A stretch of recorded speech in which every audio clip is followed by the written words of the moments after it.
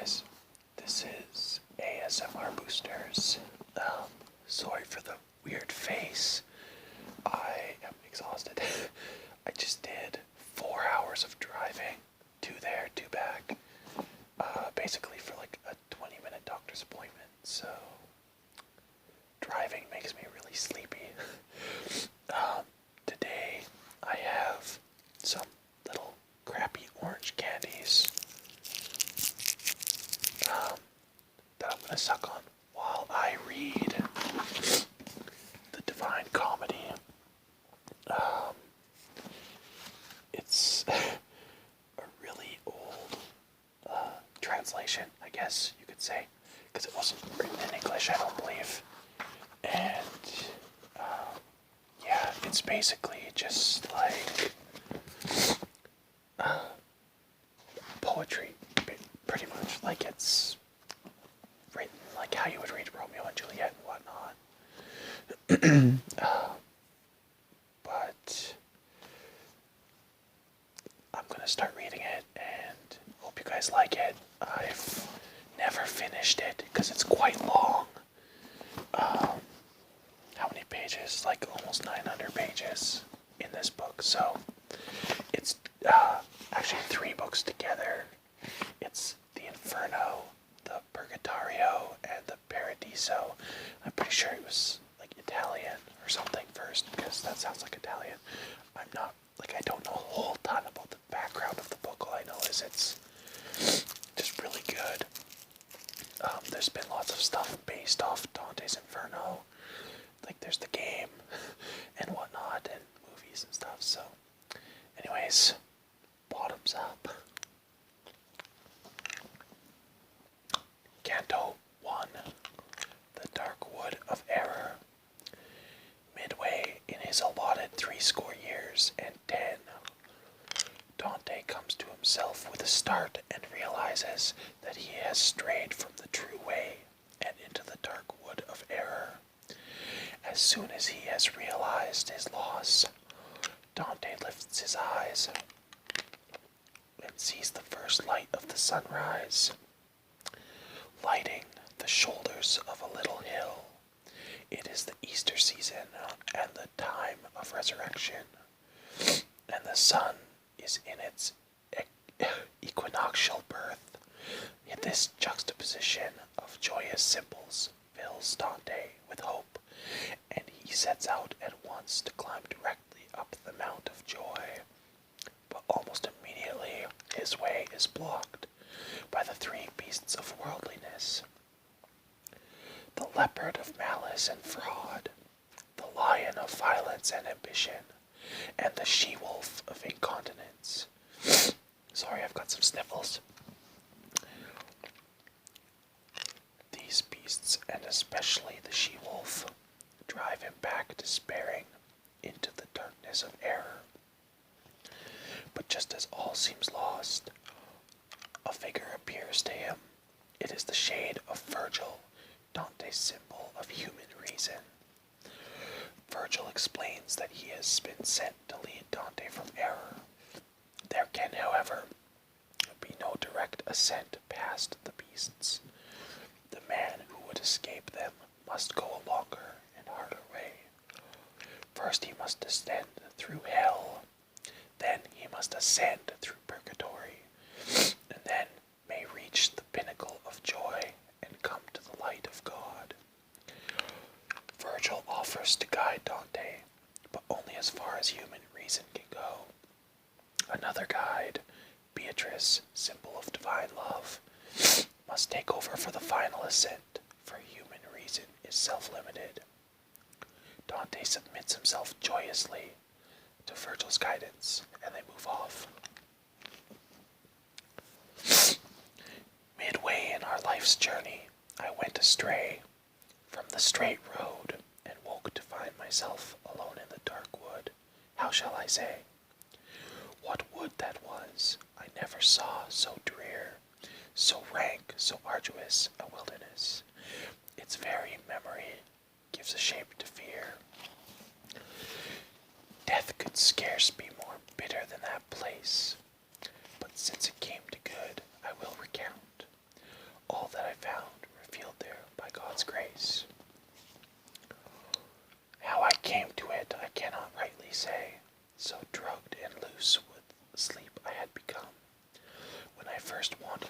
from the true way.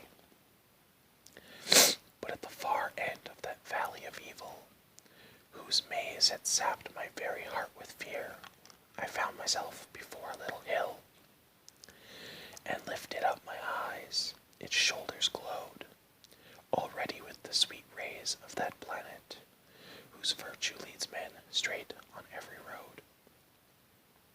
And the shining strengthened me against the fright, whose agony had wrecked the lake of my heart. Through all the terrors of that piteous night, just as a swimmer who with his last breath flounders ashore from perilous seas might turn to memorize the wide water of his death, so did I turn, my soul still fugitive from death's surviving image, to stare down that past that none had ever left alive. And there I lay to rest from my heart's race, till calm and breath returned to me, then rose and pushed up the dead slope at such a pace. Each foothill rose above the last, and lo, almost at the beginning of the rise, I faced a spotted leopard, all tremor and flow, and gaudy pelt, and it would not pass, but stood, so blocking my every turn that time and again I was on the verge of turning back to the wood. This fell, at the first widening of the dawn, as the sun was climbing a rise with those stars, or Aries with those stars, that rode with him to light the new creation. Thus the holy hour and the sweet season of commemoration did much to arm my fear of that bright murderous beast with their good omen. Yet so much but what I shook with dread at sight of a great lion that broke upon me, raging with hunger its enormous head, held high as if to strike a mortal terror into the very air, and down his track a she-wolf drove upon me, a starved horror, ravening and wasted beyond all belief. She seemed a rack for avarice, gaunt and craving. Oh, many the souls she has brought to endless grief. She brought such heaviness upon my spirit, at sight of her savagery and desperation, I died from every hope of that high summit, and like a miser, eager in acquisition, but desperate in self-reproach when fortune's wheel turns to the hour of his loss, all tears and attrition. I wavered back, and still the beast pursued, forcing herself against me bit by bit, till I slid back into the sunless wood. And as I fell to my soul's ruin, I a presence gathered before me on the discolored air, the figure of one who seemed hoarse from long distance, long silence. I can't read sometimes, I'm sorry. At sight of him, in that friendless waste I cried, have pity on me, whatever thing you are, whether shade or living man, and it replied, not man, though man I once was, and my blood was Lombard, both my parents Mantuan. I was born, though late, sub Julio, or Julio, and bred in Rome under Augustus in the noon of the false and lying gods.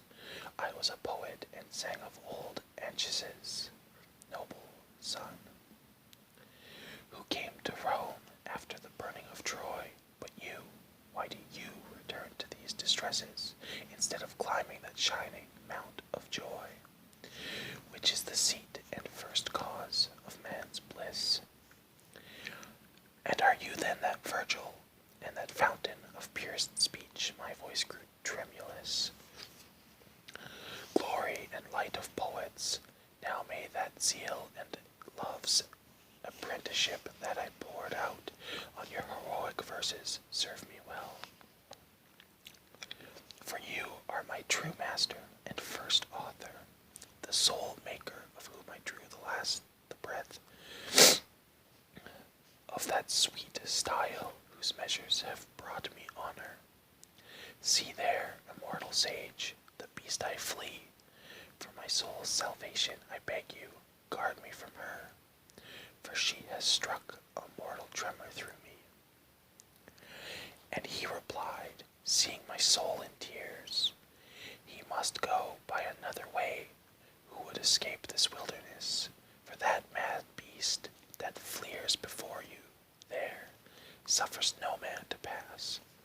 She tracks down all, kills all, and knows no glut, but, feeding, she grows hungrier than she was. She mates with any beast, and will mate with more before the greyhound comes to hunt her down. He will not feed on lands nor loot, but honor and love and wisdom will make straight his way. He will rise between Feltro and Feltro, and in him shall be the resurrection and new day.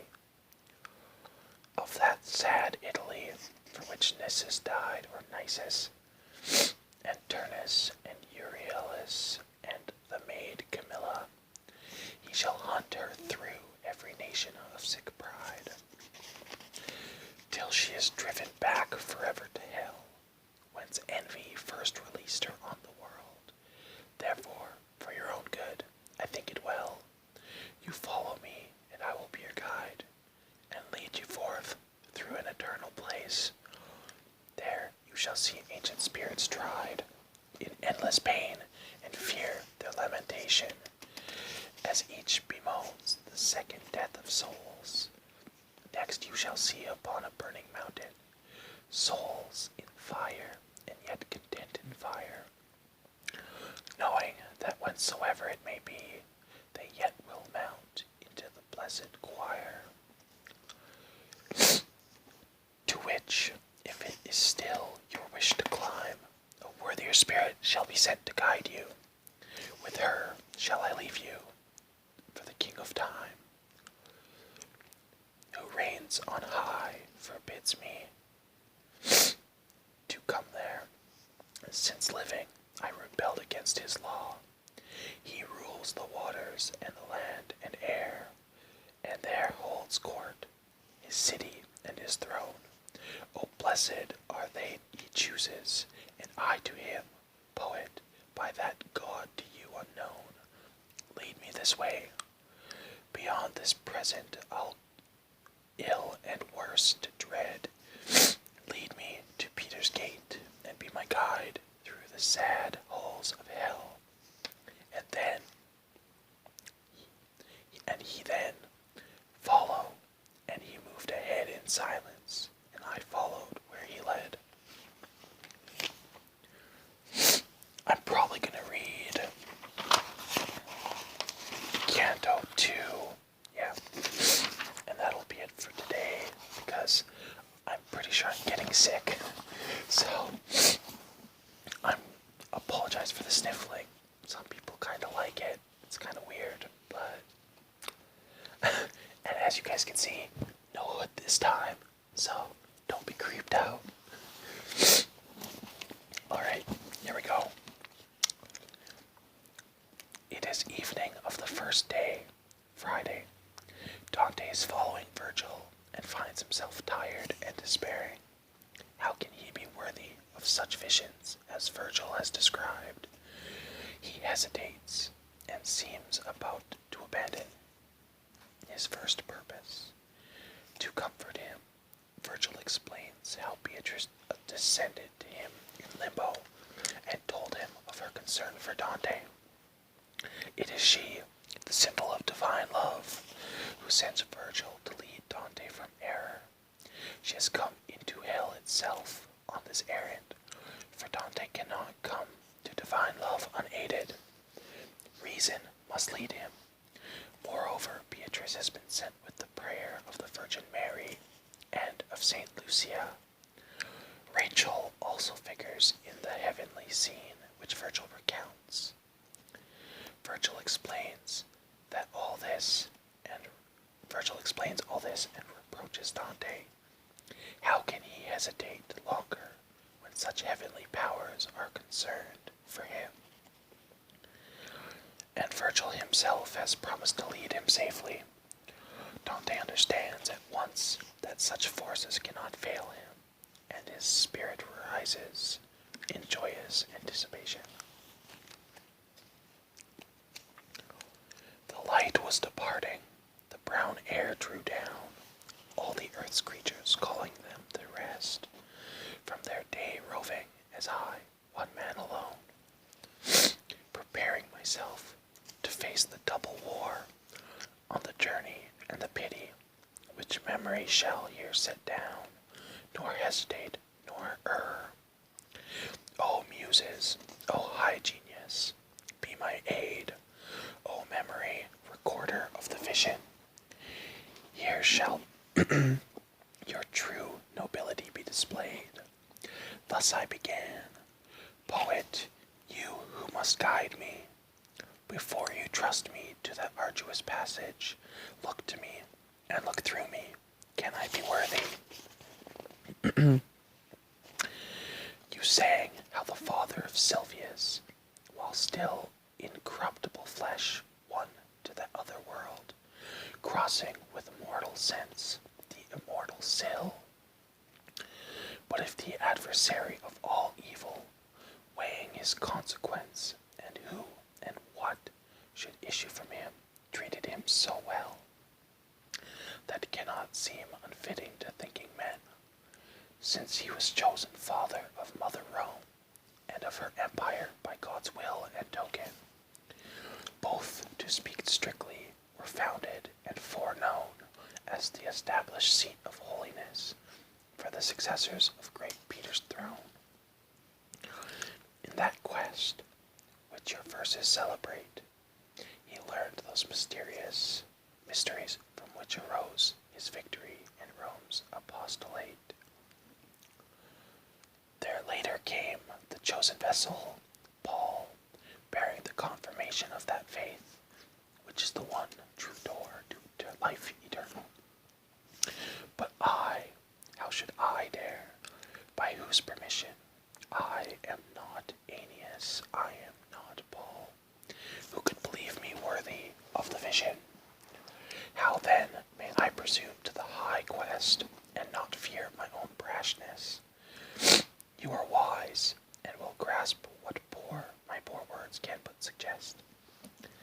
As one who unwills what he wills, will stay strong purposes, with feeble second thoughts, until he spells all his first zeal away. So I hung back, and balked on that dim coast, till thinking had worn out my enterprise, so stout and starting, and so early lost. I understand from your words, and the look in your eyes, that shadow of magnificence answered me. Your soul is sunken in that cowardice that bears down many men, turning their course and resolution by imagined perils, as his own shadow turns the frightened horse. To free you of his dread, I will tell you all of why I came to you, and what I heard when I first pitied you. I was a soul among the souls of limbo, when a lady so blessed and so beautiful, I prayed her to order and command my will, called to me. Her eyes were kindled from the lamps of heaven, her voice reached through me, tender, sweet, and low, an angel's voice, a music of its own. O gracious Mantuan, whose melodies live in earth's memory, and shall live on till the last motion ceases in the skies.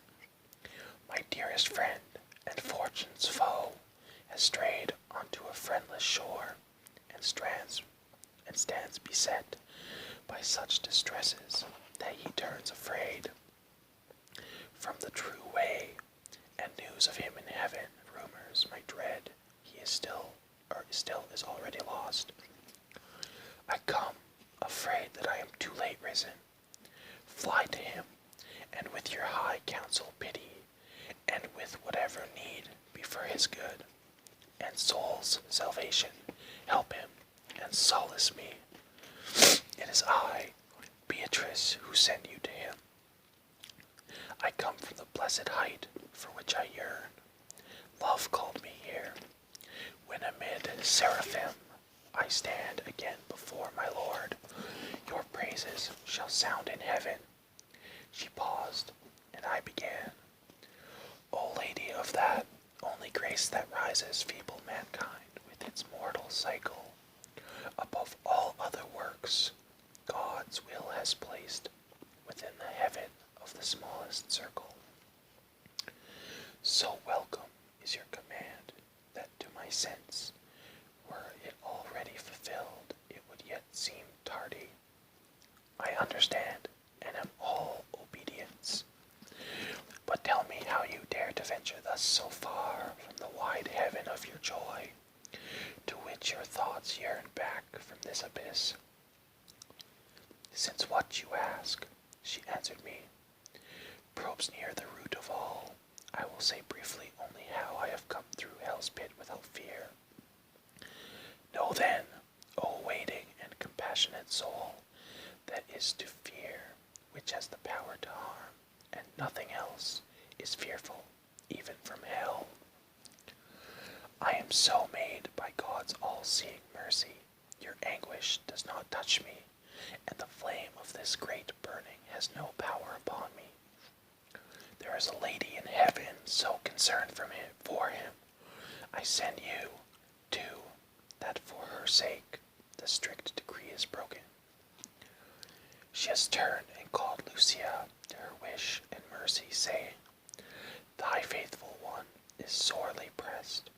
In his distresses I commend him to thee. Lucia, that soul of light and full of all cruelty, rose and came to me at once where I was sitting with the ancient Virgil, saying to me, Beatrice, true praise of God, why dost thou not help him who loved thee so, that for thy sake he left the vulgar crowd? Dost thou not hear his cries? Canst thou not see the death he wrestles with beside that river no ocean can surpass for rage and fury? Dost thou not... No soul of earth was ever as rapt to seek its good or flee its injury as I was. When I had heard my sweet Lucia speak, to descend from heaven and my blessed seat to you, laying my trust in that high speech that honors you and all who honor it, she spoke and turned away to hide a tear that, shining, urged me faster. So I came and freed you from the beast that drove you there, blocking the near way to the heavenly height. And now, what ails you? Why do you lag? Why this heart-sick hesitation and pale fright? When three such blessed ladies lean from heaven in their concern for you, and my own pledge of the great good that waits you has been given.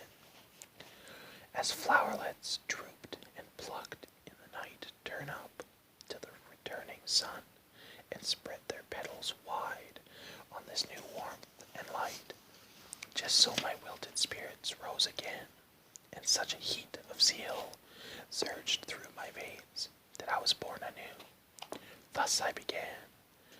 Blessed be that lady of infinite pity, and blessed be thy taxed and courteous spirit that came so promptly on the world she gave thee. Thy words have moved my heart to its first purpose. My guide, my Lord, my Master, now lead on. One will shall serve the two of us in this. He turned when I had spoken, and at his back I entered on that hard and perilous track. So, that was the first two cantos. I will do another video with the third, and if you guys like it, I'll continue. But just so you guys know, I know it talks about God and stuff, but it doesn't mean I'm aiming for any sort of religious stuff or against it or for it or whatever. It's just a really good book, and I thought you guys might enjoy it. So, thanks for watching. Have a great day. Happy tingles. Bye.